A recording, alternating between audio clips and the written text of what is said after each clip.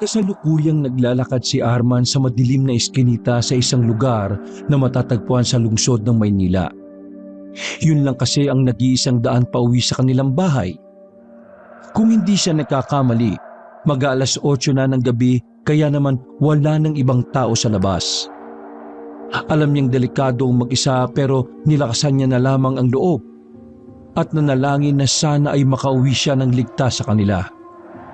Marami kasing tarantado at masasamang loob sa kanilang lugar at wala rin siyang nagawa dahil gabi ang kanyang uwian mula sa pinagtatrabahoang factory. Nang matanaw niya ang kanyang bahay, napangiti siya dahil mukhang na-survive niya na naman ang panibagong araw. Yun nga lang, nang magpatuloy siya ay napahinto rin dahil nakarinig ng mga papalapit na yapak. Nang lumingon siya sa likuran, isang patalim ang biglang dumampi sa kanyang leeg na galing sa isang lalaking nakasuot ng maskara.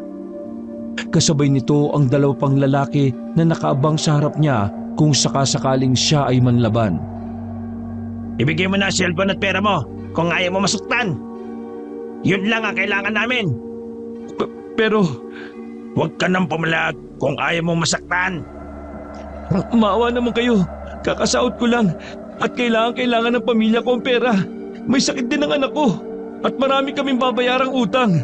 Pakiusap, maghanap na lang kayo ng ibang... Ibigay mo na o hihiwain ko tong leeg mo.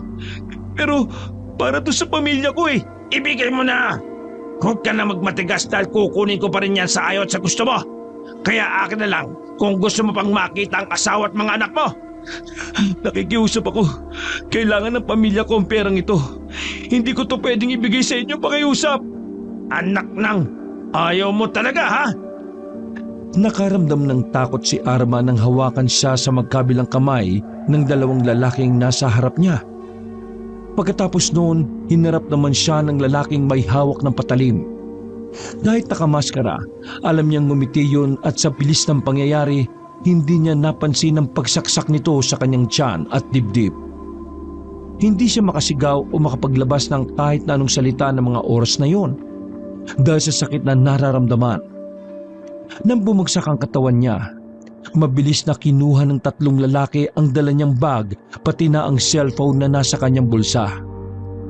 Unti-unting nagdilim ang paningin niya at bago mapapikit, nakita niya pa ang mga yon na tumakbo sa dulong bahagi ng iskinitang dinaanan niya. Ilang segundo, bigla siyang napadilat at mula sa isang himala, bumalik ang kanyang paghinga. Napabangon siya at napatingin sa tiyan at dibdib. Wala na mga sugat na natamo mula sa pagsaksak. Ang mas ikinagulat niya, nakaramdam siya ng kakaibang galit at hindi man nakita, biglang nagkulay pula ang kanyang mga mata. Matapos noon, nilingon niya ang direksyong tinakbuhan ng tatlong lalaki. Sa hindi inaasahang pagkakataon, sa pagtayo niya ay isang mabilis na pagtakbo ang kanyang ginawa. Hindi niya batid kung may kakaiba sa kanya.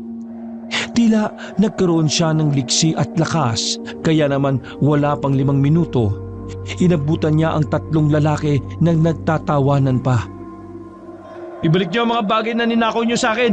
Akin na yan. Para sa pamilya ko yan eh. Abat, paano ko tayo at mabuhay pa? Uulitin ko, ibalik niyo ang cellphone ko at pera ko. Wala kaming ibabalik sa'yo, demonyo ka. Kung anak ka ni Satanas, sisiguraduhin na naming babalik ka sa pinanggalingan mo. Sisiguraduhin naming hindi ka na mabubuhay pa. Etong sa'yo! Sa pagsugod ng tatlong kalalakihan, hindi na malayan ni Arman na kusang kumilos sa mga paa at kamay niya. Tila may sarili itong mga buhay na pinagagalaw ng galit na nagmumula sa kanyang puso at isipan. Nang tatama na ang patalim sa kanyang mukha, hinawakan niya ito at hindi man lang nakaramdam ng hapdi. Ilang sandali, sinuntok niya ang may hawak nito at sinipa naman ang dalawa pang lalaki. Sa hindi inaasahang lakas, tumilapon ng mga yon at napasukan ng dugo. Sa takot ng isa, mabilis yung tumakbo at bago makalayo, malakas na inihagis ni Arman ang patalim at tumama yun sa batok ng lalaki na dahilan ng pagkabagsak nito. Sunod niyang nilingon ang dalawa pang nanginginig sa takot. Kusang ibinigay ng mga yon ang pera at cellphone ni Arman sa pag-aakalang patatakasin sila nito. Nang patakbo na sila, napahinto ang mga ito nang may mga kamay na humawak sa batok nila. Nang unti-unti nilang tingnan, si Arman yon naggalit na galit habang namumula ang mga mata.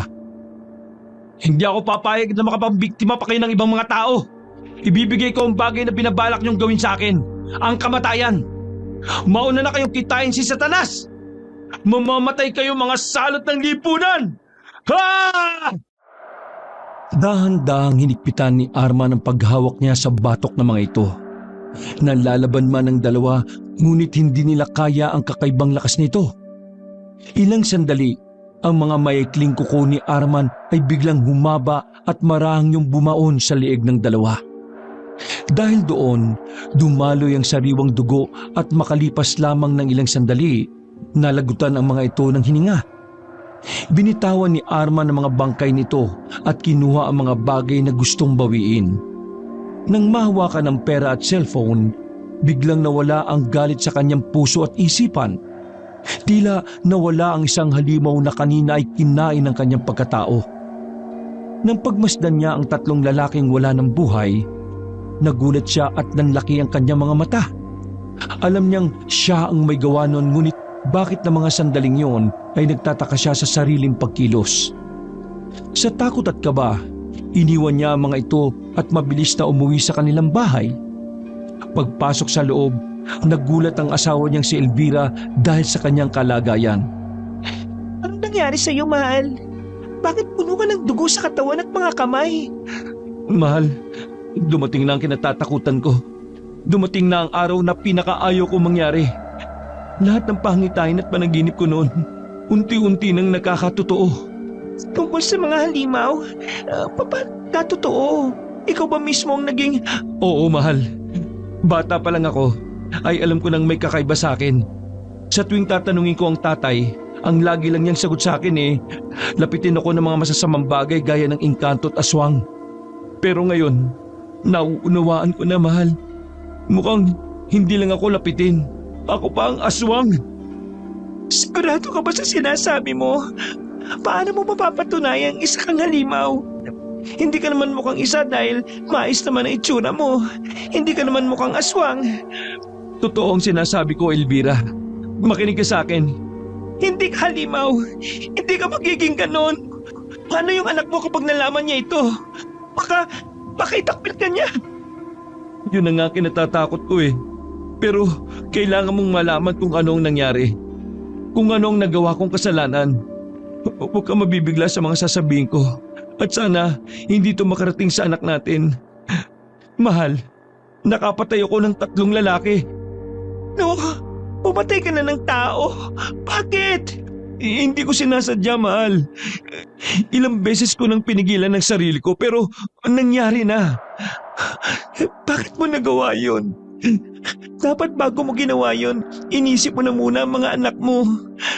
Paano na kami ngayon? Paano kung huliin ka ng mga pulis? Huwag pa naman. Agad ngang isinalaysay ni Arman ang mga nangyari sa labas. Doon, naunawaan na ng ginang kung bakit ito nagkaganon. Kung bakit nito nagawa ang mga bagay at kung bakit tila may iba tong pagkatao na nag-uudyok sa kanya na maging ganon. Hindi ko malaman kung bakit ako naging ganon. Kung paano ko nagagawa ang mga bagay na yun. Isa lang ang makakasagot sa mga tanong ko. Si Tatay Lucas, ang pinakamagaling na albularyo noon sa aming probinsya. Ang Tatay Lucas mo, hindi ba't ilang taon na kayong hindi nakikita? Maski ako at ang anak mo ay hindi pa siya nakikita . Buhay pa ba siya hanggang ngayon? May edad na siya noong magpasya akong lumuwas ng Maynila. Pero malakas ang kutob kong nandun pa rin siya sa baryong pinagmulan ko. Kailangan ko siya makausap. Marami akong katanungan na siya lamang ang makakasagot. Kung ganon, aalis ka? Iiwan mo kami ng anak mo? Oo, uuwi muna ako sa Aklan, mahal. Kailangan ko rin magpakalayo-layo. Dahil kapag nalaman ng mga kapitbahay natin na ako ang pumatay sa 3 lalaki, ipapakulong nila ako. Sana nga lang ay hindi na nila malaman pa dahil ginawa ko lang naman yun upang bawiin ang ninakaw nila at ipinagtanggol ang sarili ko eh. Kung yan ang desisyon mo, hindi na kita mapipigilan. Ako na muna ang bahala sa anak natin dahil alam kong mas mahalaga ang ipupunta mo ron. Hiling ko lang, ano man ang matuklasan mo, sana ay hindi ka magbago. Sana ay ikaw pa rin si Arman na nakilala at minahal ko at ama ng anak ko. Mag-iingat ka ron, mahal. Bumalik ka kagad sa akin, ha? Walang magbabago, mahal. Ang mission ko lang ay matuklasan kung sino nga ba at ano nga ba ang totoong koneksyon namin ni tatay. Mahal, salamat sa pangunawa. Matapos magyakap, mabilis na pumasok ng silid si Arman upang ayusin ang mga dadaling gamit. Nang mailagay na lahat sa isang bag, sunod naman niyang tinungo ang 5 taong anak na si Clarita. Nagising pa yun at tinawag siyang papa. Kaya naman mabilis niya itong binuhat at niyakap ng maigpit. Anak, may pupuntaan lang si tatay ha. Hindi naman ako magtatagal eh. Babalik din kaagad ako. Hayaan mo, dadalang kita ng pinakamagandang pasalubong para makabawi ako. Mahal na mahal ko kayo ni nanay, anak. Tatandaan mo yan ha. Pagkatapos ng tagpong yun ay muling naghikab ang bata at isinandal na ang ulo nito sa kanyang balikat. At muling napapikit ng mata dahil sa labis na antok na nararamdaman. Muli ay dahan-dahang yung ibinalik sa kanyang higaan. Nang muling makalabas ng bahay, nagpaalam si Arman sa kanyang asawa. Ang ginang naman hindi maiwasang mapaluha dahil sa iniisip na baka hindi na makabalik pa ang asawa. Labis itong nag-aalala at talagang nabibilisan na sa mga nangyayari. Hindi niya maiwasang dititigan ito habang nagpapaalam sa kanya. Huwag ka na malungkot, mahal. Sisikapi ko makabalik ka agad. Masagot lang ang tanong ko at malaman ng totoo kong pagkatao. Magiging kontento na ako. Magandang paraan na rin siguro muna itong pagkawala ko dahil ayaw ko rin kayo mapahamak. Alam kong nauunawaan mo ko. Mag-iingat ka. Huwag mong kakalimutang tumawag o mag-message. Siguradong hahanapin ka rin ng anak mo kapag napansin niyang nawawala ka. Oo, palagi pa rin akong magpaparamdam sa inyo. Saka ako pa rin ang bahala sa inyo. Wala kayong dapat na ipag-alala. Hindi naman kasi yun ang pinag-aalala ko eh. Nalulungkot talaga ako. Sa isang iglap ay bigla ka nalang malalayo sa amin. Nang makapasok na ang ginang sa loob, doon lamang itinuloy ni Arman ang isang bagay na gagawin para makasiguro siyang hindi madadamay ang pamilya niya. Muli niyang tinungo ang bangkay ng 3 lalaki at gaya ng inaasahan niya, nandun pa rin ang mga yun. Gamit ang lakas, binitbit niya ang bangkay ng mga ito at tinapon sa isang malaking kanal na matatagpuan hindi kalayuan sa kanilang bahay. Malaki ang kanal na yon at may kalaliman kaya't sigurado siyang matagal pa bago matagpuan ang mga katawan ng 3 lalaki. Nang matapos, dumiretso na siya sa isang pier upang sumakay ng sasakyang pandagat na kung tawagin ay Roro. Ito ay patungo sa Aklan. Matagal-tagal din ang kanyang ibinyahe bago makarating sa paroroonan. Nang makatungtong nga sa lupang kanyang pinagmulan, ay nanumbalik sa kanya ang mga alaala mula noong siya ay bata pa hanggang sa magbinata. Hindi niya maiwasang mapangiti dahil sa pagsikat ng araw ay natanaw niya ang magandang anyo ng naturang probinsya. Kung hindi siya nagkakamali, may ilan siyang naaalala noong bata pa siya. Basta ang alam niya, lumaki siya sa piling ng ama na si Lucas. Ngunit wala siyang ideya kung sino ang tunay niyang ina. Sa kanyang paglaki, nakita niya ang tungkulin nito bilang mahusay na albularyo. Nakaya nitong manggamot at lumaban sa masasamang elemento gaya ng mga engkanto, multo, nuno, aswang at iba pa. Yun ang alam niya sa ama, pero sa paglaking yun ay may mga katanungan sa isip niya. Mga tanong na nanggagaling sa kanya mga nararamdaman. panaginip, pangitain at iba pa. Madalas na lumalabas sa panaginip niya, may isang lalaki na nakaabot ng kamay pero ayaw niyang tanggapin yun. Nagagalit ang lalaki at biglang nagiging halimaw. Madalas na bigkas at tawag nito sa kanya, anak, kaya tuwing magigising siya ay labis na pagtataka ang nararamdaman niya. Bakit siya tatawaging anak ng taong hindi kilala gayong sa loob ng isang bahay ay kasama ang amang si Lucas? Bukod sa mga alaalang yon, alam rin ni Arman na lumaki siyang kakaiba. Alam niyang ang mga titig ng tao ay may nakatagong ideya na magpahanggang sa ngayon ay hindi niya batid. Ang mahalaga kasi noon ay lumaki siya at natutunan ng mga bagay bilang anak ng isang albularyo. Nang magkaedad, gusto niyang malaman pa ang mga bagay-bagay ng kung ano nga ba ang meron sa syudad o Maynila. Kaya naman kalaunan ay lumuwas na siya at doon na rin nakapag-asawa. Hindi pa siya ulit nakauwi at hindi pa muling nakita o nakumusta man lang ang amang si Lucas. Hindi niya alam pero noong panahong yon, lalo na nang makapag-asawa siya, ay ayaw niya nang bumalik pa sa Aklan. Ngunit ngayon, nagkaroon na siya ng mas malaking rason at sa isip niya na sana ay hindi masayang ang pagkakataong pinili niya. Matapos ang ilang pampagsakay at pagbiyahe, narating niya na ang baryong pinanggalingan noon. Doon napansin niya ang pagbabago pero nanatili ang tahanang humulma sa kanya. Ang bahay nila noon. Ganun pa rin ang itsura nito at naroon pa rin ang malaking puno ng mangga sa likuran na madalas niyang tambayan kapag ayaw siyang kalaro ng mga kapwa bata noon. Bago siya kumatok at magpasyang hanapin ng ama, isang bagay muna ang tinungo niya. Ito ay ang libingan sa likod ng bahay nila na matagal niya nang gustong malaman kung ano nga ba ang nandoon o sino ang nakalibing rito. Sa tuwing tatanungin niya kasi ang ama noon, wala itong ibang sagot kundi hindi mo na kailangang malaman pa o kaya naman mas mabuting manatili ang libingan na yan at wag nang hukayin pa. Yun ang mga katagang paulit-ulit na sinasambit ng kanyang ama at dahil bata, sumusunod siya rito. Ngayon may pagkakataon siya, gusto na niyang alamin ang totoo. Nang hukayin niya na sana ito, isang pamilyar na boses ang nagsalita kaya naman napatigil siya at napabuntong hininga.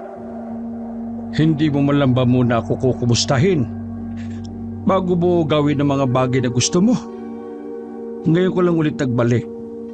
Alam mo bang matagal na kitang hinihintay at Tay! Sa hindi maipaliwanag na dahilan, biglang lumambot ang puso ni Arman at diretsyong niyakap ang ama. Hindi niya rin maiwasan na maiyak at tumingi ng patawad dahil sa matagal siyang nawala at hindi man lang ito nadalaw kahit isang beses. Walang pinagbago ang itsura nito at gaya ng dati, malakas pa rin tiningnan ng pangangatawan nito na hinubog ng matatag na panahon. Patawarin niyo po ako. Sobra ko kayong namimiss pero natatakot po ako dahil sa isang bagay, Tay. Ano ba ang ikinatatakot mo? May tutulong ba ako sa iyo? Magsabi ka lang. Alam mo naman na lahat ay ibinibigay ko basta kaya ko lang ibigay. Handa kitang ipagtanggol, Arman, sa lahat ng gustong manakit sa iyo. Hindi ko batid kung ano bang eksaktong kinatatakot ko. O ano ba ang mga dapat kong itanong o sabihin sa inyo? Nalilito na ho ako eh. Magulong-magulo ang isip ko, Tay. Kung ganun ako ang magtatanong sa iyo. May kakaiba ka bang nararamdaman o karanasan na hindi mo pa sinasabi sa akin? Meron po pero hindi ko kayang sabihin dahil maaari niyong ikagalit o kaya naman. Sabihin mo. Mas alam ko ang katotohanan sa likod ng mga bagay na gumugulo sa isipan mo. Tay, sa lahat ng pinagdaanan ko, mga panaginip at karanasan nitong nagdaang araw lamang, mukhang isa po akong aswang. Nang sabihin ni Arman ng salitang aswang, mababaka sa mukha ng matanda ang pagkabigla. Ilang segundo ang katahimikan bago ito muling umimik at tumugon sa isiniwalat ng anak. Mukhang kailangan mong malaman ang katotohanan. Pilit ko mang itago pero alam kong hahabulin tayo pareho ng madilim na nakaraan. Katotohanan? Madilim na nakaraan? Tay, ano ang mga bagay na hindi niyo pa sinasabi sa akin? Sino ba talaga ako? At ano ba talaga ang nangyayari sa nakaraan na sinasabi ninyo? Bibigyan kita ng paintulot na hukayin ng libingang yan. Ang mga bagay na nariyan ang konektado sa nakaraan na sasagot din sa mga tanong mo. Arman, anak, ano man ang matutuklasan mo ay nangyari na sa nakaraan at hindi na nito may babalik ang mga nawala o naglaho na. Maging handa ka dahil ito ay nakaugat din sa iyong tunay na pagkatao.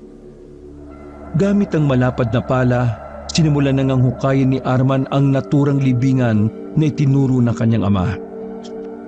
Nang ilang metro na ang lalim, isang matigas na bagay ang kanyang natamaan at nang tingnan, tila isa itong kahon na gawa sa kahoy. Ilang sandali, iniangat niya ang bagay na yon at kahit medyo nabubulok na, alam niyang lagayan yun at naglalaman ng kung anong mga bagay sa loob. Sandali niya pang tinitigan ng amang si Lucas at sa pagtango ng matanda, binuksan ni Arman ang lagayang kahon.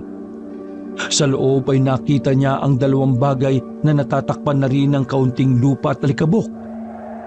Nang hipan niya, tumambad sa kanya ang may kahabaang punyal at isang kwintas na sa dulo nito ay naroon ang tila matulis na pangil na sobrang puti.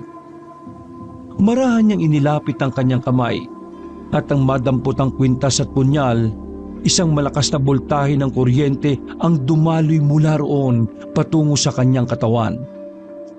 Sa lakas ay hindi niya yun kinaya at bago mawala ng malay, isang senaryo ang muling nanumbalik sa isipan niya. Doon nakita niya ang isang lalaking may tangan ng kwintas habang hawak ang punyal na meron pang sariwang dugo. Ito ay bahagi ng kanyang buhay kaya naman bago bumagsak, sandali pa siyang napatingin sa amang nag-aalala. Makalipas ang ilang oras, nagkamalay ng muli si Arman.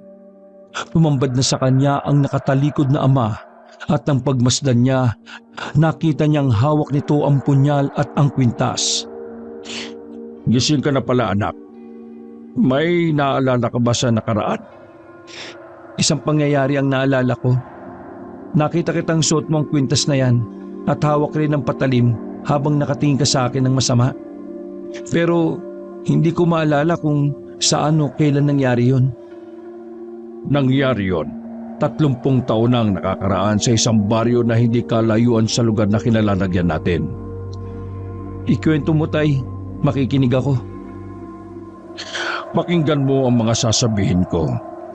Malalaman mo kung paano ko nakuha ang mutyang ito at kung paano ko nakaharap ang mga mababagsik na halimaw na kung tawagin ay gabunan.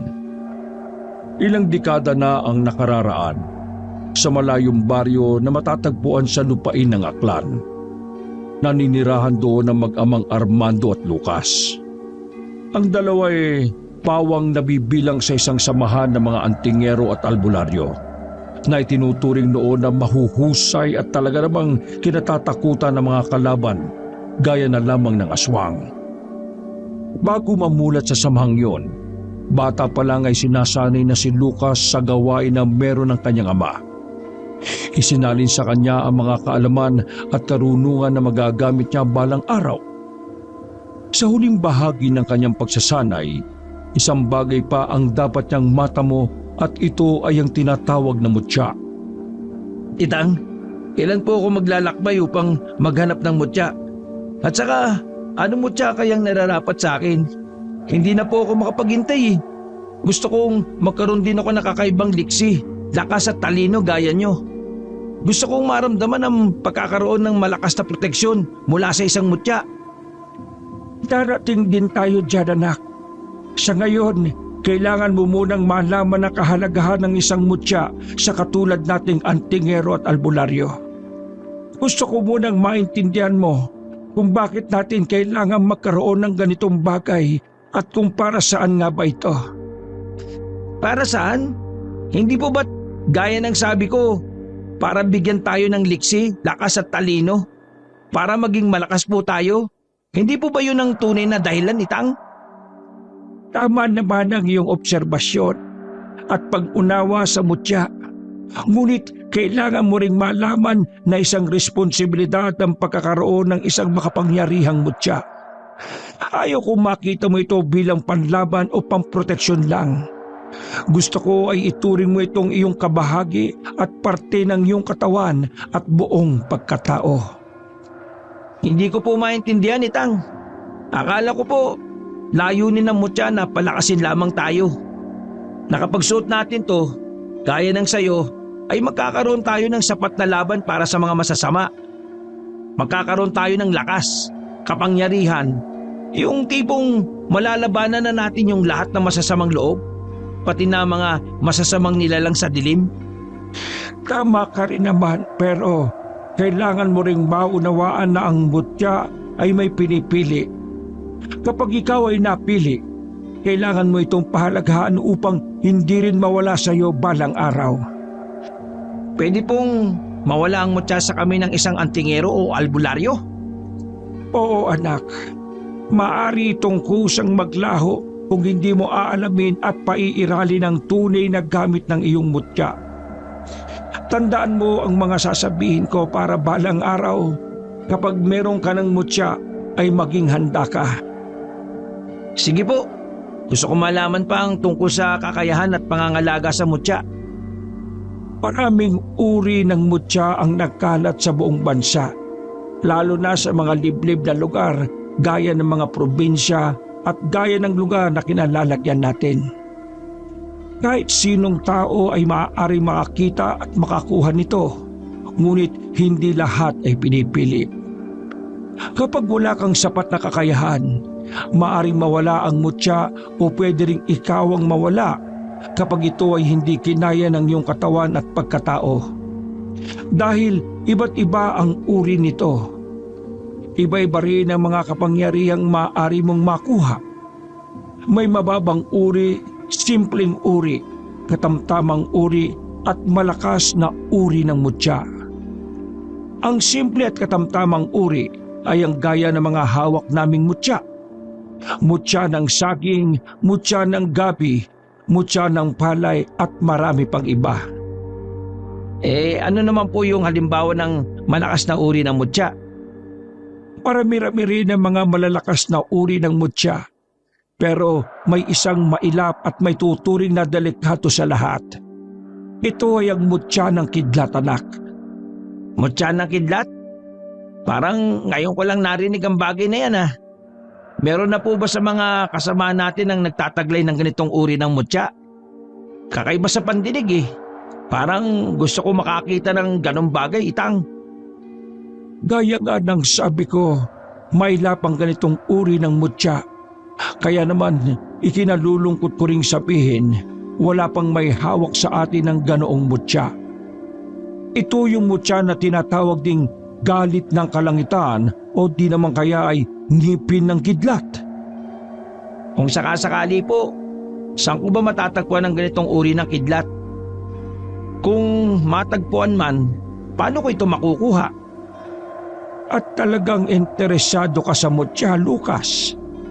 Opo, hanga kasi ako sa inyo Pasagot naman na po yung tanong ko kung paano makukuha yung ganoong bagay. Gaya ng ibang mga mutya, ang pagkuha ng makapangyarihang bagay ay nangangailangan ng kapalit.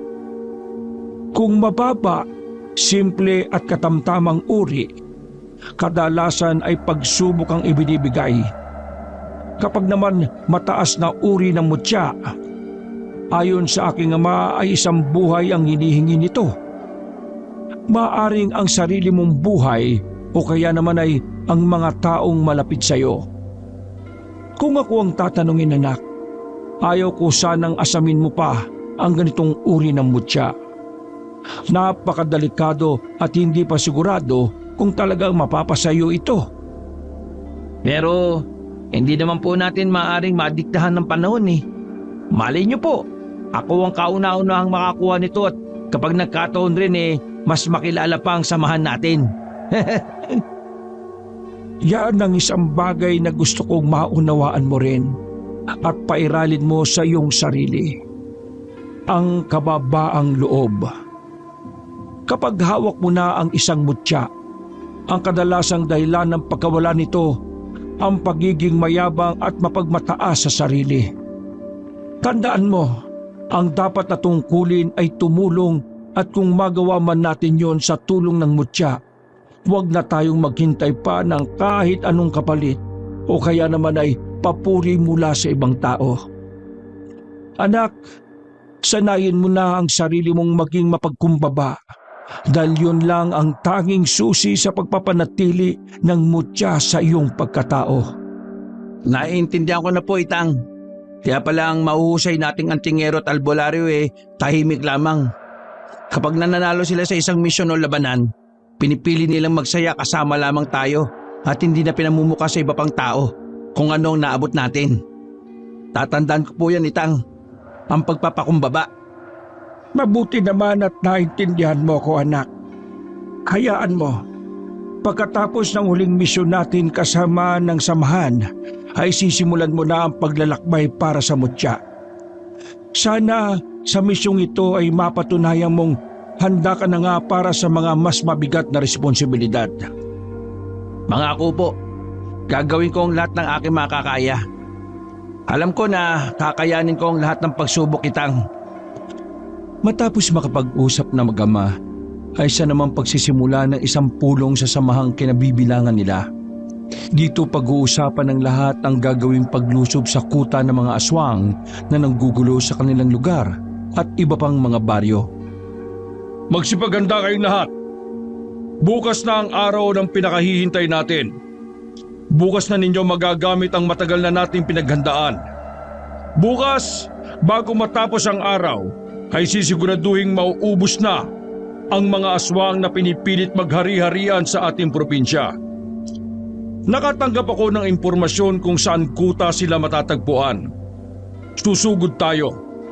Bitbit ang ating mga sarili kasama mga mutya, agimat at anting-anting na ating nakuha at hinulma sa loob ng mahabang panahon. Sa mga kabataang kasali sa misyong ito, palagi niyong tatandaan ang mga aral at katanungang itinuro sa inyo ng nakatatanda. Maniwala kayo sa akin. Ang mas may karanasan ang mas nakakaalam kung paano magagapi ang mga aswang. Kung may katanungan kayo, itaas niyo lamang ang inyong kanang kamay. Ako po, may tanong ako, Pinuno. Ano yon, Lucas? Anong klaseng mga aswang bang makakaharap natin bukas ng gabi? Ang kabataang tulad ko wala pang hawak na kahit na anong mutya na pwede sana naming magamit kasabay ng malalakas na orasyon. Maaari ba naming malaman anong klase ng halimaw ang lalabanan namin? Magandang katanungan. Makinig ang lahat, lalo na sa mga kabataan. Ang uri ng aswang na lulusubin natin ay ang tinatawag na gapunan.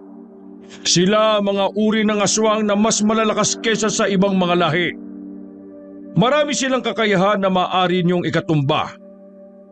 Ano naman ang kakayahan na meron sila, Pinuno? Ang mga gapuna na isang uri ng aswang na kayang manggaya o magpalit ng anyo sa nilalang na gugustuhin nila. Maaaring mukha ng isang tao o kaya naman nakakatakot na halimaw. Kaya nilang maging ibon, aso, baboy ramo, ahas at kung ano-ano pa. Kaya naman sila ay itinuturing din na mapanlinlang. Bukod sa mga kakayahang iyon, kaya rin nilang magpalit ng anyo o maging ganap na aswang kahit nakasikat pa ang haring araw. Ibig sabihin, malalakas sila kahit maliwanag pa ang paligid. Nang marinig ng iba ang tinura ng pinuno, nagsimula ang maraming bulungan. Hindi sila makapaniwala na ang makakaharap nilang kalaban ay likas na malalakas. Kung pagmamasdan ng pagpupulong, makikita na ang iba ay labis na naging seryoso. Ang iba naman ay natatawa pero karamihan ay natatakot dahil sa mga narinig. Si Lucas ng mga sandaling yon, napakunot ng noo at napapaisip. Alam niya sa sariling hindi basta-basta lamang na uri ng aswang ang makakaharap nila. Malalakas, mababagsik at nakakapangilabot. Bakit tila yata hindi katangian ng isang mahusay na antingero at albularyo ang nakikita ko sa inyo? Baka imbis na tapang at lakas ng loob, takot ang napagmamasdan ko sa mga bata at mukha ninyo. Tandaan nyo hindi ito laban ng isa o iilan lamang, kundi laban nating lahat. Hindi kami natatakot pero sa tingin ko, Pinuno, hindi pa sapat ang kakayahan meron kami upang makagapi ng sinasabi niyong gabunan. Hawak man namin ang pinakamatalim na punyal at iusal man namin ang pinakamalalakas na orasyon, hindi namin basta-basta matatalo ang aswang na mapanlinlang. Kung iisipin, kayang-kaya nila tayong patayin ang hindi natin nalalaman eh. Anong paraan ang gagawin namin para maiwasan yun? Sabi nyo nga, mas nakakalam ang nakatatanda dahil sa maraming karanasan. Ngayon, gusto ko pong itanong, naranasan nyo na po bang makaharap ng ganitong uri ng aswang? Kung oo, paano nyo sila nagapi nang walang hawak na kahit na anong mutya? Dahil hindi lang naman kayo ang pinag-uusapan dito eh, kundi pati kami mga kabataan na ang hawak lang ay sandata at punyal at kaalaman. Sa mga katagang binitiwan ni Lucas, makikita ang pagsang-ayon sa kanya ng ibang mga kapwa kabataan. Halos lahat ay humanga sa kanya dahil sa matapang niyang pagtatanong mula sa ideyang konektado nga naman sa misyon na papasukin nila. Nagkaroon ng ilang minutong katahimikan at hinihintay ng lahat ang magiging tugon ng kanilang pinuno sa samahan. Habang naghihintay, pabulong-bulong na kinausap ni Armando ang anak. Anak, sa tingin ko, dapat hindi mo na sinabi o tinanong ang mga bagay na yon. Maaring mapahiya ang pinuno natin dahil nakaharap sa kanya ngayon ang lahat ng mga miyembro ng ating samahan. Bakit? May masama po ba akong mga sinabi at naging tanong ko? Buhay din po namin ang nakasalalay rito at para makasiguro, kailangan namin ng sapat na impormasyon tungkol sa makakaharap naming kalaban. Sa kaitang, kayo na po nagsabi sa akin na maging matanong lalo na sa gawaing meron tayo. Sinunod ko lang naman din yung aral na galing din po sa inyo eh, na mas may alam ang nakatatanda kaya't kailangan naming sumunod sa inyo. Ngayon, nagtatanong lang po ako na may kinalaman doon. Sa bagay tama ka anak. Sige, hintayin natin ang magiging tugon ng pinuno sa mga katanungan mo. Para sagutin ang katanungan ni Lucas, makinig kayong lahat. Marami na kaming nakaharap na mga uri ng aswang at karamihan sa mga yon ay napapaslang namin. Bago magkaroon ng kaalaman ng mga antingero at albularyo tungkol sa mutya, noon pa man ay lumalaban na tayo gamit ang sarili nating lakas at mga sandatang binuo sa pamamagitan ng mga sangkap na makikita lamang sa kapaligiran. Ibig sabihin, kahit walang mutya ay kaya nating ipagtanggol ang mga sarili natin. Mas pabor pa nga ngayon dahil mas marami ang kaalaman na meron tayo kaysa sa mga nabubuhay noon. Tama po kayo, Pinuno, pero hindi niyo pa rin po nasasagot yung tanong ko eh. Hindi lamang basta mababang uri ng aswang ang pinag-uusapan dito, kundi gabunan na ayon sa inyong paglalarawan, malayo sa kaalaman na meron kami. Gusto namin makarinig ng isang karanasan at karunungan kung paano nyo mapapaslang o mapapatay ang ganitong uri ng aswang. Siguro nga, hindi na namin may tatago ang katotohanan ng malalakas talaga mga gabunan. Ikinalulungkot kong sabihin, Lucas, madaling magagapi ng ganitong uri ng aswang ang katulad niyong walang bitbit na mutya. Ano ho? Tama ba mga narinig namin? Ibig sabihin, wala talaga kaming magiging laban sa kanila? Ano to? Magiging parang pain nyo kami sa kanila? Makakalaban kayo at kami naman, bahala ng mamatay? Hindi naman yun ang ibig kong sabihin, Lucas. Marami tayo, Hindi na nakapagsalita ng maayos ang pinuno dahil nagsimula na ang malakas na bulungan sa buong paligid. Nang marinig kasi nila ang tugon nito, lalo silang sumang-ayon kay Lucas na tila mas naiintindihan pa ang nagaganap na labanan kaysa sa mga nakatatanda. Nang tumagal ang tila walang katapusang pag-aalanganin ng iba, tumayo na ang ama ng binata na si Armando upang bigyan ng pag-asa ang lahat at ipaliwanag ang totoong layunin ng kanilang samahan. Tama ang anak kong si Lucas at tama rin ang ating pinuno sa samahan. Mga kasama, makinig muna kayo bago nyo pairali ng takot sa mga sarili ninyo. Alam ko, sa mga walang mutya gaya ng anak ko, ay nakakaramdam kayo ng kaba at takot. Hindi namin kayo masisisi dahil yun naman talaga ang dapat na maramdaman ninyo. Pero huwag niyong kalimutan ang totoong layunin ng ating samahan. Tayo ay nabuo hindi para sa mga mutya, mga anting-anting, agimat o kung ano paman. Tayo ay nabuo dahil gusto natin puksain ang mga masasamang nilalang at tulungan ng lahat ng mga tao. May mutya ka man o wala, babae ka man o lalaki, mahina ka man o malakas. Kung paiiralin ninyo ang malasakit sa pagtulong, maniwala kayo sa akin. Kaya nating magtagumpay. Hindi ito palakasan o paramihan na kapangyarihan at kakayahan. Ito ay tungkol sa ating paglaban at pagkapanalo.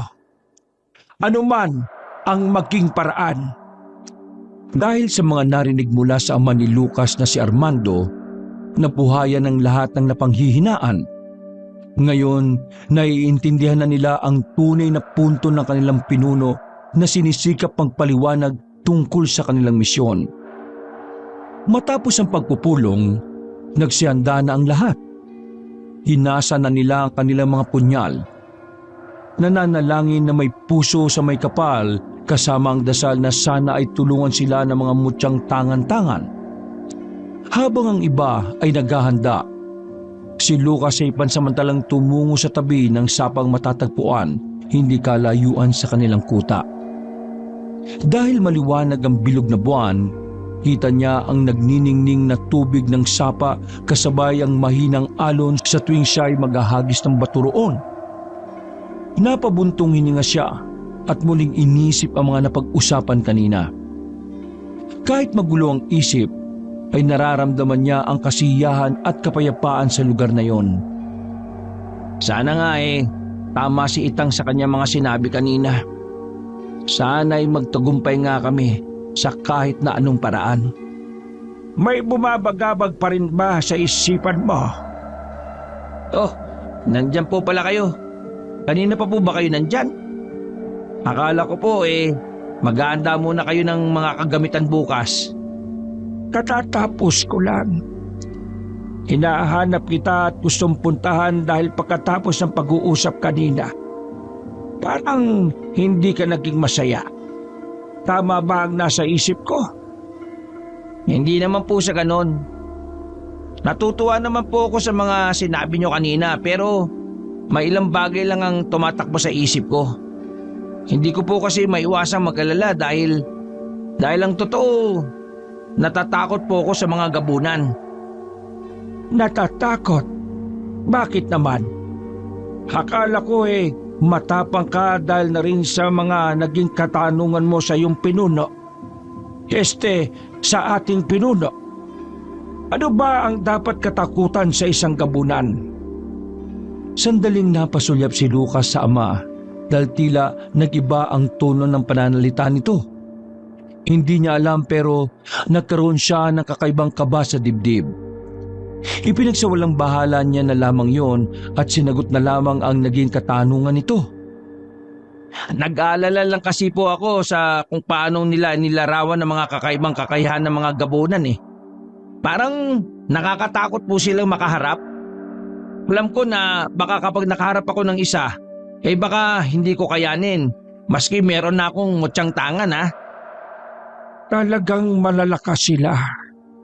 Sa totoo nga niyan, kulang pa ang paglalarawang ginawa ng iyong pinuno tungkol sa mga gabunan.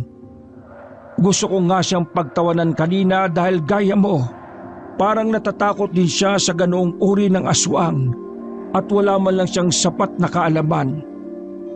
Natatanong ko tuloy sa aking sarili, paano siya naging matalino? Buti pa nga mo, Lucas, matalino. Yun nga lang, gaya ng iba sa inyo, ay hindi alerto. Anong sabi mo? Ang tatay Armando ko? Kung ganun hindi ikaw ang ipang ko. Anong ginagawa mo? Bakit mo siya ginera? Sino ka? Napatayo si Lucas mula sa pagkakaupo at mabilis na inilabas ang punyal na nasa kanyang tagiliran.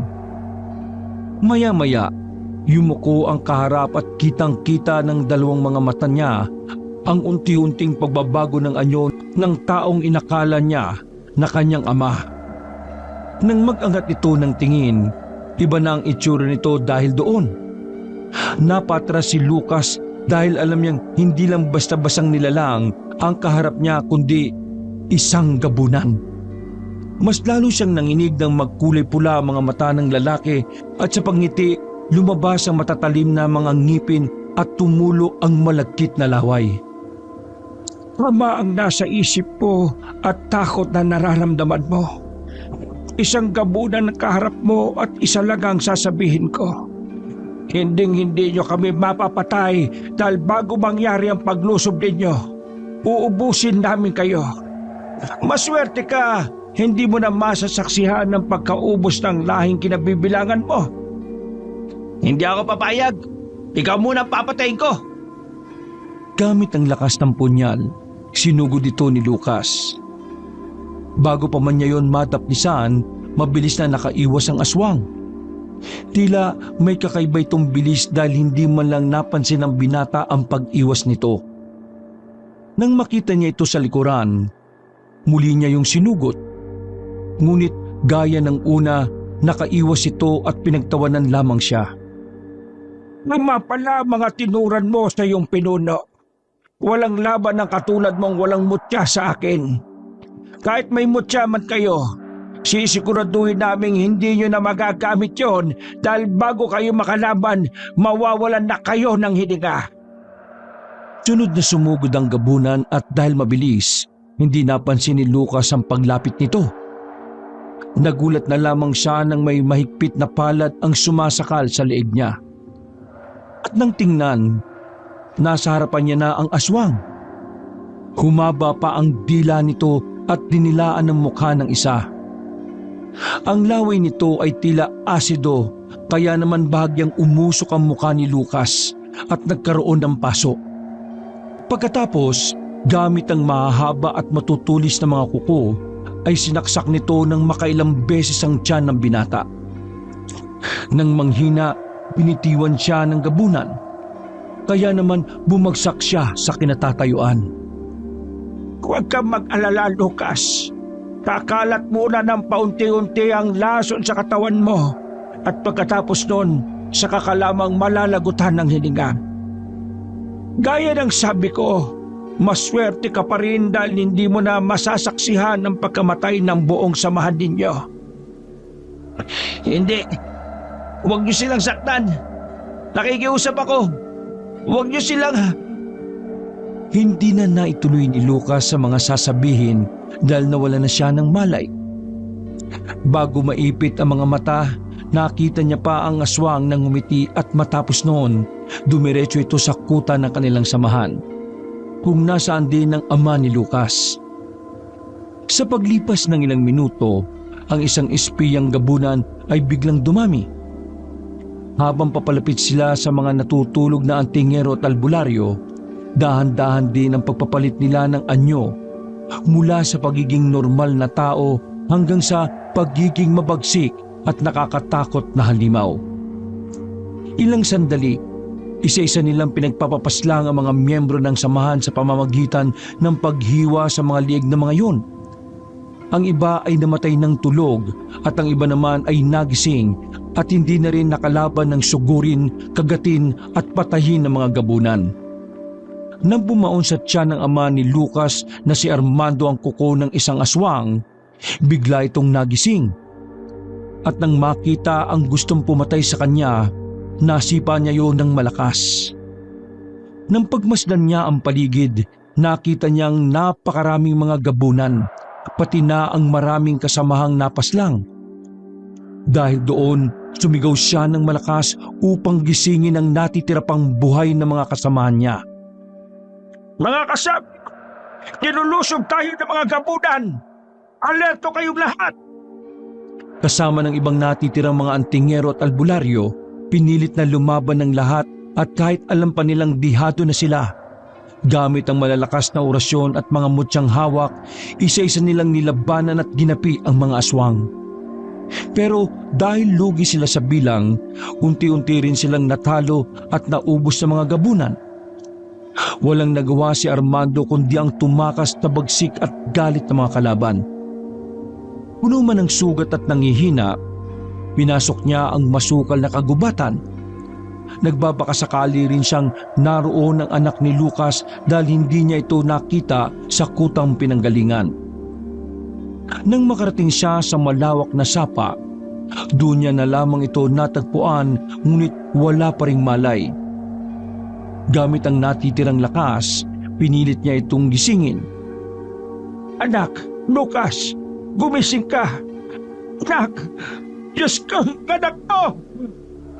Dahil sa labis na panghihina, bumagsak na rin ang katawan ni Armando sa lupang kinatatayuan.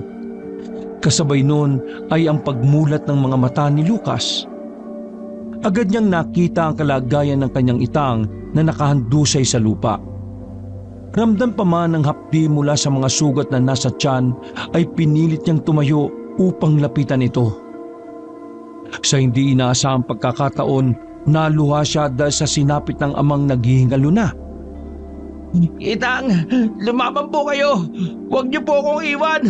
Itang! Anak, lumayo ka na sa lugar na ito. Baka maabutan ka at mabalikan ng mga gabunan. Sila ang may gawa sa inyo nito. Sila rin ang nanakit sa akin kaya ako nawalan ng malay eh. Nararamdaman ko pa ang lason sa katawan ko. Pero hindi na yung malaga. Dahil nakita at nakasama ko kayo. Sana mali ang iniisip ko. Inubos ba nila ang mga kasama natin? Itang, sana mali ang mga salitang binitiwang ko. Oo anak. Inubos nila ang lahat at tayo na lamang ang natitira. Ngayon, bago ako mawala, ay isang bagay lang ang hihilingin ko. Hindi, Itang! Hindi ka pwedeng mawala! Huwag mo akong iwanan! Pakiusap! Marami pa tayong mga pangarap na gustong tuparin at gawin! Pakiusap! Huwag! Hindi, Lucas. Pakinggan mo muna ako. Pakiusap. Itang, nahihirapan ka na po magsalita. Ang lahat ng pangarap natin ay kaya mong tuparin maski mag-isa ka na lang. Pero meron lang akong isang hiling sa'yo. Ano po yun, Itang? Ipagiganti mo ang ating samahan. Bigyan mo sila ng hustisya, anak. Ang lahat ng namatay. Ikaw na lang ang huling pag-asa ng lugar natin at ng ating lahi. Nakikiusap ako. Huwag mo sana akong biguin. Paalam, anak. Huwag, Itang! Nakikiusap din ako! Parang awa niyo na! Huwag niyo akong iiwan! Hindi ko po talaga kaya, Itang! Mahinang anak ko. Hindi ko na... Itang! Itang! Nagumising ka! Tuluyang binawian ng buhay ang matandang lalaki. Labis yung ipinagdalamhati ni Lucas. At sa pagkawala nito ay tila dumilim ang kalangitan. Iyak at sigaw ang pumalaw sa lugar na yon. Kasabay noon ay ang malakas na pagbuhos ng ulan na sinabayan ng nakapibinging pagkulog at pagkidlat. Tila nakikidalamhati din ang kalangitan mula sa paghihinagpis ng binata dahil sa pagkamatay ng kanyang ama kasama ang mga taong kaangkan niya. Bakit? Bakit ang ama ko ba? Bakit ikaw ba? Nang tingalain at kwestiyonin ni Lucas ang may kapal, isang matalim na kidlat ang biglang gumuhit sa madilim na kalangitan.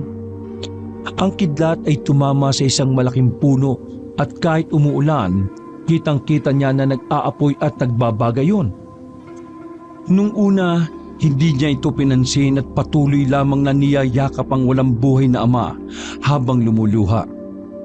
Ngunit nang muling kumidlat, muli rin yung tumama sa parehong direksyon na tila sinasabing puntahan na ito ni Lucas.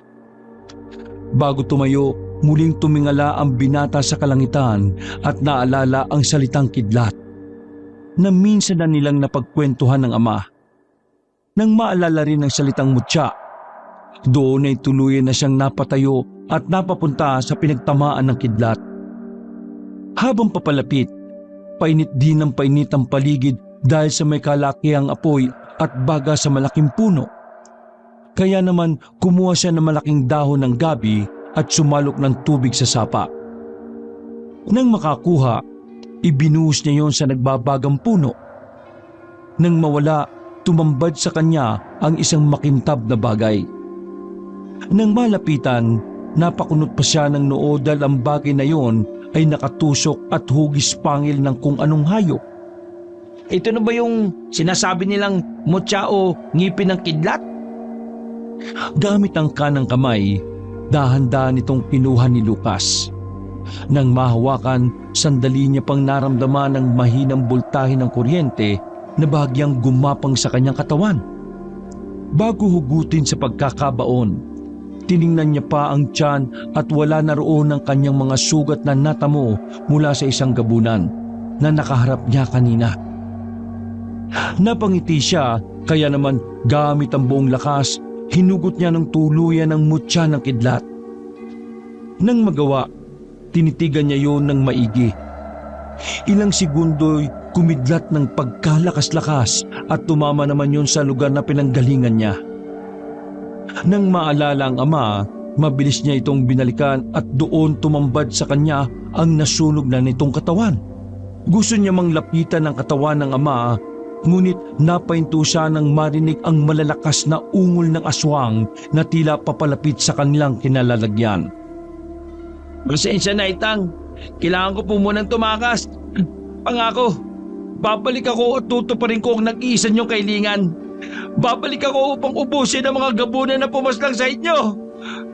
Mabilis ngang nagtatatakbo si Lucas patungo sa malawak at masukal na kagubatan. Puno pa yun ng sakit at hinagpis. Nilakasan niya ang loob at pansamantalang lumayo sa lugar na yon. Bago sumapit ng umaga, huminto na rin sa wakas ang malakas na buhos ng ulan. Kasabay noon ay ang pagkakita ng dalawang matanda sa nakahandusay na katawan ni Lucas. Nakadapa pa ang binata at walang malay. Sa kanang palad naman ito ay naroon ang mutyang hawak-hawak ng mahigpit. Sa pag-aalala at awang nararamdaman ng dalawang estrangherang matanda, nagpatulong sila sa mga kabaryo upang bitbitin at dalhin ito sa kanilang tahanan. Makalipas ang ilang oras, nagmulat na mga mata ang binata. Bago niya sugurin ang paligid, una niyang inalam kung nasa kamay niya pa ang mutya ng kidlat. Nang makumpirma, napahinga siya ng malalim dahil naroon pa ito, pati na ang kanyang punyal. Maraan siyang bumangon sa papag ng kinahihigaan at alam niyang nasa ibang tahanan siya. Paglabas ng silid, bumungad sa kanya ang dalawang matanda na halos kasing edad lang din ng kanyang ama. Gising ka na pala, iho. Kumusta ang pakiramdam mo? Sino ka? Hindi na importante kung sino ako, iho. Kaya mo na bang bumangon? May pagkain ka dyan. Sumubo ka na muna kung nagugutom ka. Ayos lang naman po ako. Nasaan po ako? At paano po ako napadpad dito? Nakita ka namin sa gitna ng gubat, hindi ka layuan dito sa baryo namin. Wala kang malay at puno ng dugo sa katawan. Ang ipinagtataka lang namin itong asawa ko, Kung maraming butas ang damit mo at may mga dugo, bakit wala kang kahit na anong sugat o pinsala? Mahabang kwento po kung bakit, pero labis po ako nagpapasalamat dahil tinulungan niyo po ako. Mukhang marami kang ang pinagdaanan at kung ayaw mong isalaysay yun ayos lang naman sa amin, iho. Saka walang anuman. Handa kaming tumulong lalo na sa mga nakakailangan. Alam niyo po, naalala ko sa inyo yung ama ko. Kamamatay niya lang po kasi ganyan din po siya magsalita eh. Ang laging bukang bibig niya ang salitang pagtulong. Kaya naman, hindi ko siya makakalimutan. Ikinalulungkot kong malaman yan, iho. Hayaan mo, kung nasan man ngayon ang ama mo, sigurado kong masaya siya dahil patuloy mo siyang naaalala. Mukhang ilang araw ka na rin hindi kumakain ah. Halika, tamang-tama dahil katatapos lang naming magluto. Sabayan mo na kami sa pagkain. Maraming salamat to. Doon na nga nagsimula ang bagong pakikisama at tila bagong pamilya na rin ni Lucas. Habang nananatili kasi siya roon ay mas naramdaman niya ang kabutihan ng mag-asawang matanda. Hindi pinayayaan ng mga yon ng anak. Kaya naman nang mapunta siya roon ay natuwa ang mga ito. Gaya ng dalawang matanda, natuwa rin si Lucas dahil tila pansamantala siyang nagkaroon ng ama at ina. Sa paglipas ng mga araw, pinili ni Lucas ang manatili roon at pansamantalang kalimutan ang kanyang tungkulin at pinagmulan. Ng mga sandali kasing yon, parang gusto niya na lamang ng katahimikan dahil sa tuwing iisipin niya ang paghihiganti, hindi niya alam kung saan siya magsisimula. Hanggang sa dumating na nga ang araw na mag-uudyok sa kanya upang magpatuloy sa misyon ng tungkulin. Habang nasa hapagkainan, isang grupo ng kalalakihan ang dumating at nanggulo sa baryong kinalalagyan niya. Kinukuha ng mga ito ang mga naanim prutas at gulay ng mga ito. Nang mapatpad na ito sa tahanang kinalalagyan, sinipa ng isang lalaki ang pinto kaya naman nasira yon at tumalsik. Base sa obserbasyon ni Lucas, hindi normal na tao ang gagawa nito. Iba rin ang pakiramdam niya. Ang presensya ng mga lalaking yon ay naramdaman niya na noon. Hindi lang siya sigurado kung saan o kailan. Magbigay kayo ng kahit ano kung ayaw niyo masaktan. Maawa na kayo. Basta mga naani namin prutas at gulay. Bumalik na lamang kayo sa susunod na linggo. Kung hindi na kita paabutin pa sa susunod na linggo, ha? Magbibigay ka o papatayin ka namin? Nagsasabi ako ng totoo. Wala nang natitira pa sa mga naani namin. Nakikiusap ako. Dodoblehin ko na lamang ang ibibigay namin sa susunod. Wala nang susunod dahil... Susunggaban na sana ng lalaki ang matanda, ngunit napahinto siya na may malakas na kamay at braso ang humawak sa kanya. Nang tingnan, nagmumula yon sa seryosong binata na si Lucas. Ilang sandali, binitawan ito ng binata at nagturan. Ito na ang uling pagkakataon na manggugulo kayo sa baryong ito. Kapag bumalik pa kayo rito, ako na mismong tatapos sa inyo. Aba, napakatapang mo ah. Bakit? Sino ka ba para pigilan kami at pagbantaan? Baka hindi mo kami nakikilala. Isa lang naman akong Gabunan? Oo, alam kong isa kang gabunan. At gusto ko ring sabihin na isa akong antingero at albularyo. Gamit ang lakas, sinipa ito ni Lucas kaya naman tumilapon yon sa hindi kalayuan. Dahil sa inis ng ibang kasamahang gabunan, sinugod nila ang binata. Doon, hinawakan ni Lucas ng maigpitang mutya at dinama ang malakas na kapangyarihan nito. Sa pagsugod ng mga gabunan ay siya namang pagkuha niya ng mabilis na punyal na nasa kanyang tagiliran. Nilabanan niya ang mga ito at ang bawat lalapit ay agad niyang nasusugatan.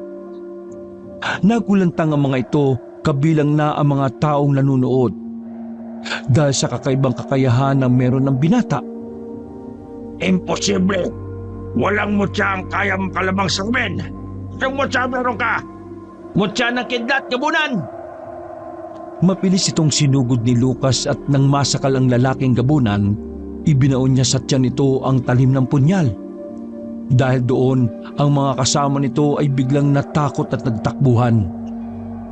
Ginawa nila yon dahil alam nilang hindi basta mutya lamang ang hawak-hawak nito, kundi makapangyarihang bagay na kayang tumapos sa kanilang lahat. Mas lalo lamang ibinaon ni Lucas ang punyal at dahil doon nagsuka ng dugo ang lalaki. Umanda kayo! Hindi matatapos ang araw na to na hindi ko kayo mauubos. Pero bago mangyari yon, uunahin na kita bilang kabayaran sa mga pagkakasala nyo sa baryong ito. Gamit ulit ng punyal, hiniwa ni Lucas ang liig nito at sa paglabas ng dugo, bumagsak yun sa kinatatayuan at wala ng buhay. Ang mga nakasaksi naman ay hindi nakapaglabas ng tinig o kahit anong salita. Natutuwa sila na may magtatanggol na sa kanila pero nag-aalala rin sila baka balikan ang binata o kaya naman sila ang balikan ng mga gabunan. Iho, kailangan mo nang lumayo at tumakas. Bakit to? Kung natatakot kayo sa mga gabunan, huwag po kayo mag-alala dahil kaya ko silang labanan at kaya ko kayong ipagtanggol. Alam ko yon at nakikita ko yun sa tindig at kakayahan mo. Pero kailangan mo ring makita ang mga taong nakapaligid sa iyo. Maaari silang mapahama kapag nanatili ka pa rito. Sa ginawa mo, babalikan ka nila at papatayin. Kapag nanatili ka at magyari yun, madadamay ang mga inosenteng tao. Tandaan mo, mas masakit na mamatay ang isang inosente o walang kalaban-laban, lalo na't wala silang kinalaman sa mga nangyayari. Naintindihan ko po. Huwag po kayo mag-alala. Aalis ako ngayon din. Hindi lang upang lumayo, kundi upang sugurin ang kuta ng mga gabunan. Sisiguraduhin kong bago sila makabalik, ay mauubos ko muna ang lahi nila. Sa pananalita mo, alam kong may pinanggagalingan ang galit mo para sa mga aswang na iyon.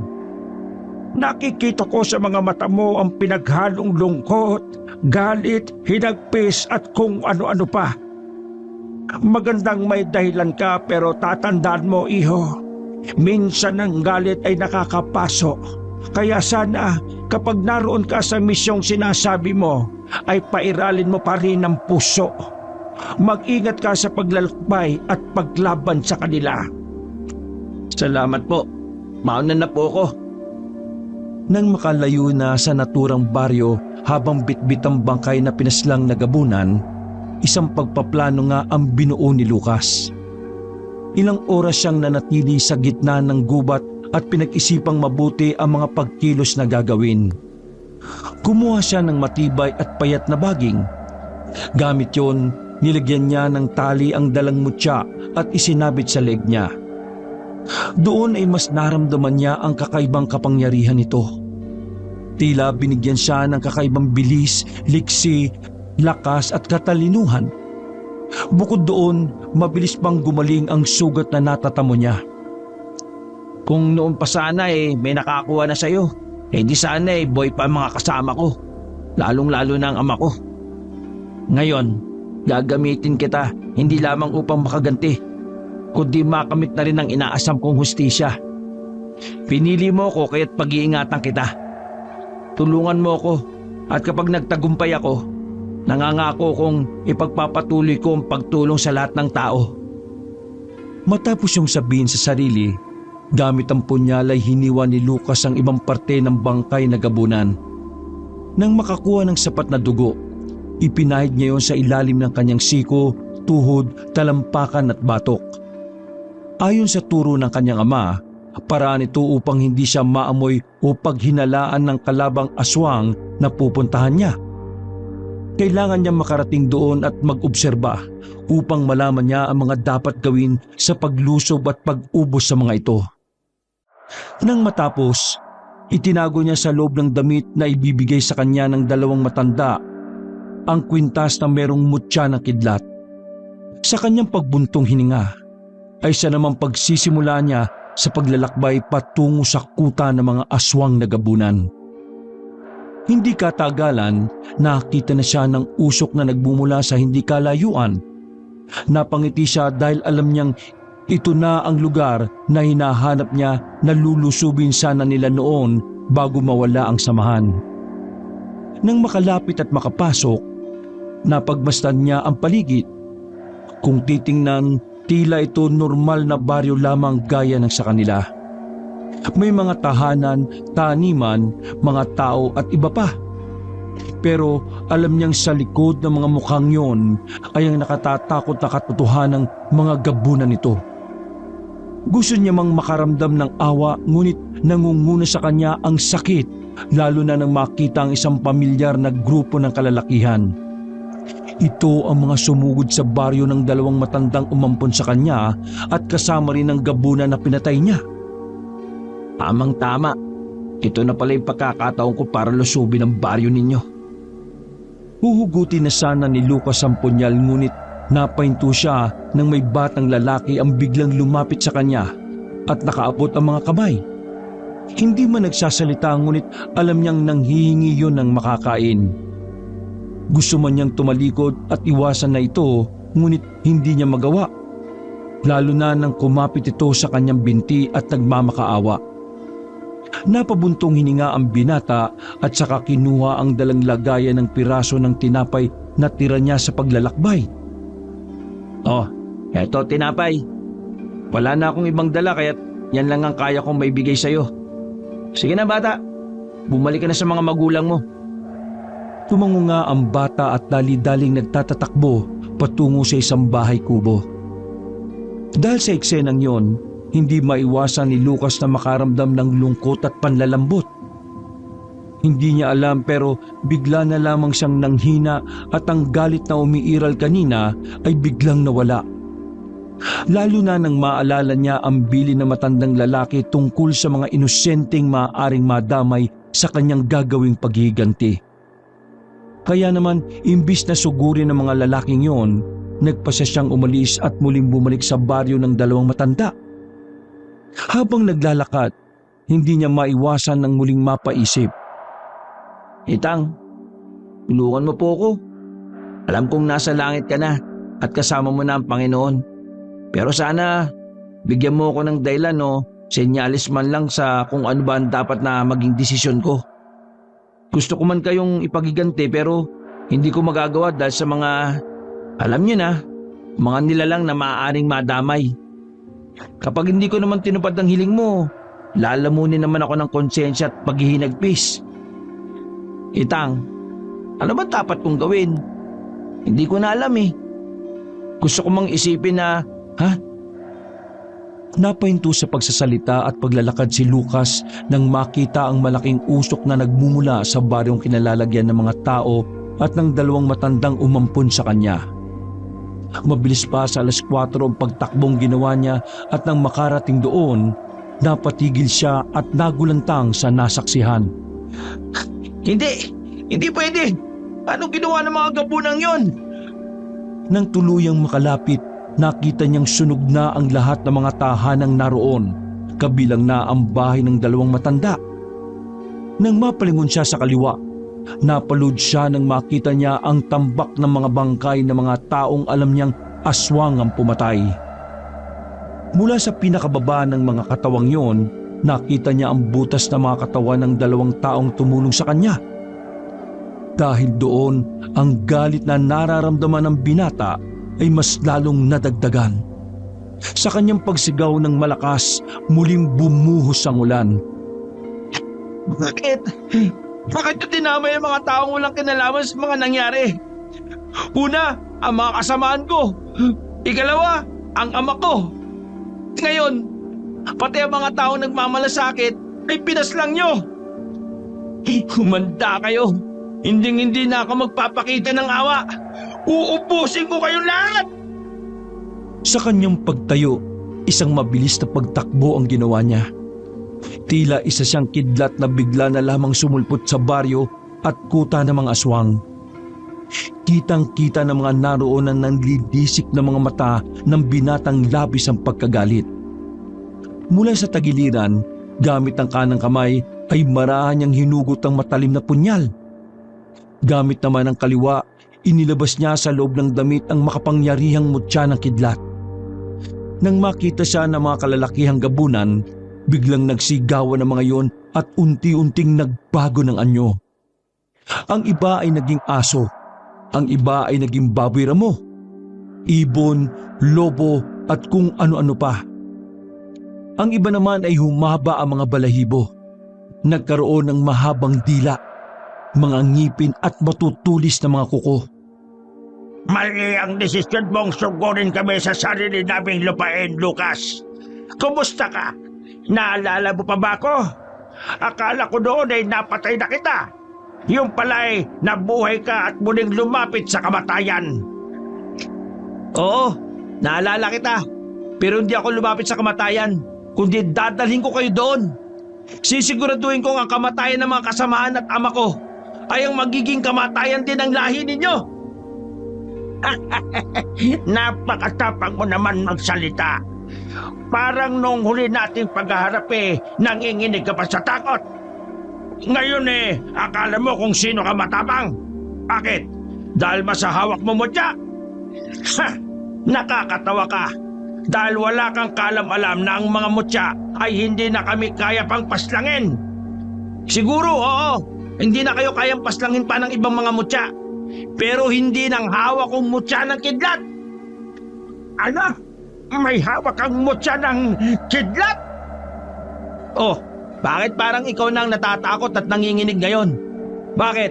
Dahil alam mo nang mamamatay ka ngayong araw? Dahil sa hawak kong mutya? Wala akong pakialam kahit ano pa ang hawak mong mutya.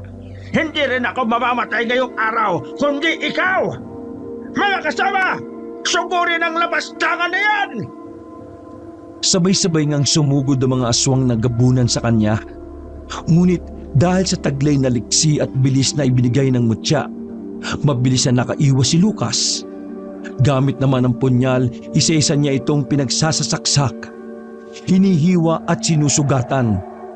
Ang bawat tatamaan ay agad na bumabagsak at nanginginig na tila kinukuryente ng mataas na boltahe.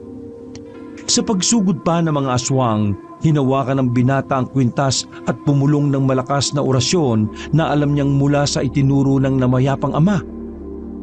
Matapos umusal, isa-isang nagsigawan ng mga gabunan dahil sa pananakit ng kanilang mga ulo at pangangati ng kanilang mga balat.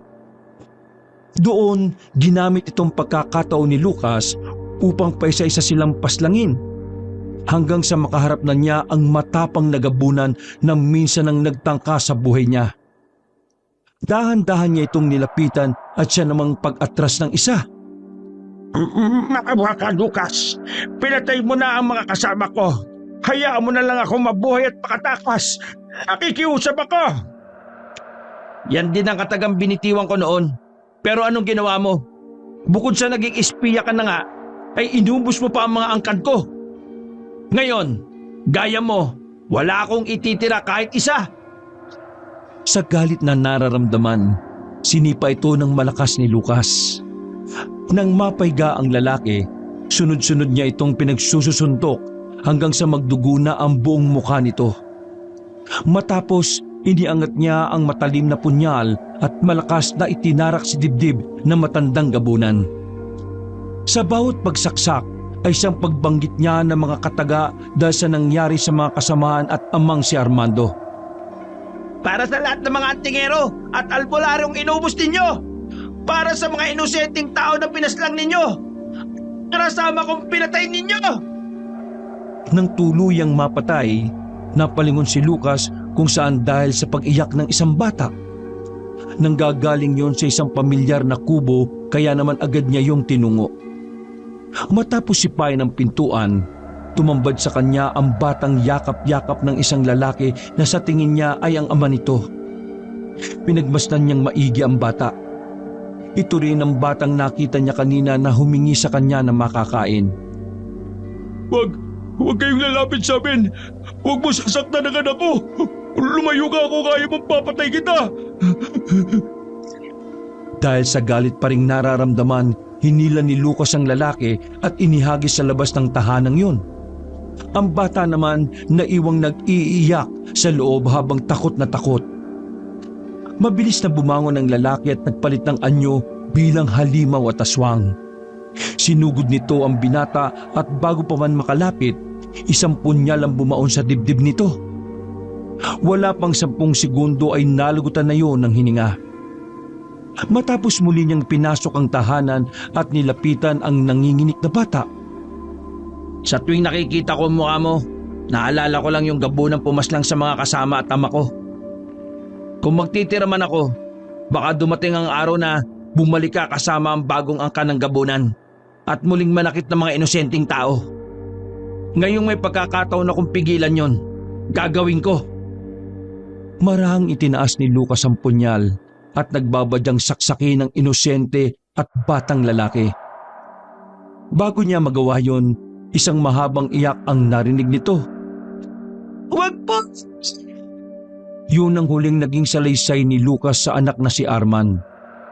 Nang marinig ang buong kwento, hindi naman maiwasan ng isa ang mapaluha dahil sa pinagdaanan nito mula sa angka ng mga gabunan. Nasaan na po yung batang gabunan? Nasa harapan ko. Ang batang gabunan na binigyan ko ng pagkakataong mabuhay. Inampon at itinuring na parang sariling anak. Ikaw yon, Arman. Po?